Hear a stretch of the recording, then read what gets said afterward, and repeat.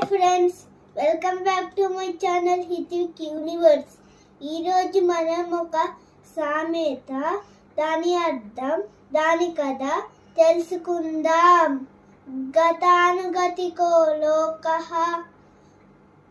దీని అర్థం ఏమిటంటే, విషయం తెలుసుకోకుండా ఒకళ్ళు చేసిన పని ఒకరి తర్వాత ఒకరి గుడ్డిగా చేయటం.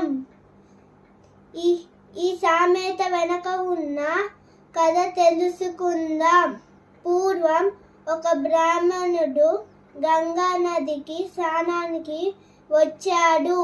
అతని దగ్గర ఒక రాగి చెంబు ఉంది.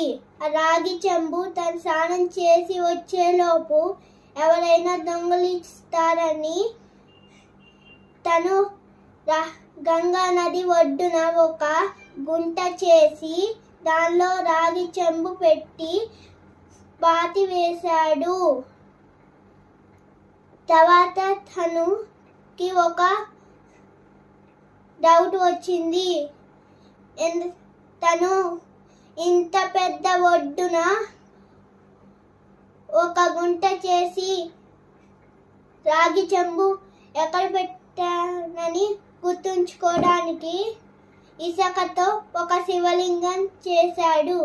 తర్వాత స్నానానికి వెళ్ళాడు. తర్వాత కొంతమంది వచ్చారు అక్కడికి గంగా నదిలో స్నానం చేయడానికి.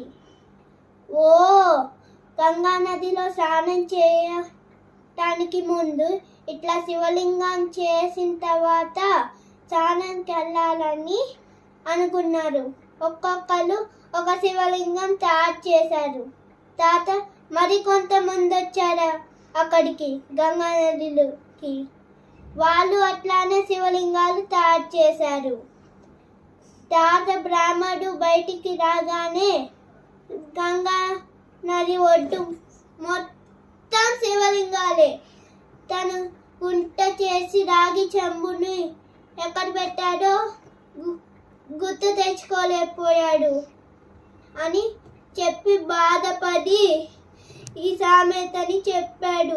ఇటువంటి మరెన్నో ఫన్ ఇంట్రెస్టింగ్ కథలు కావాలంటే వెంటనే నా ఛానల్ హిత్విక్ యూనివర్స్కి సబ్స్క్రైబ్ చేయండి, లైక్ చేయండి, షేర్ చేయండి, కామెంట్ చేయండి.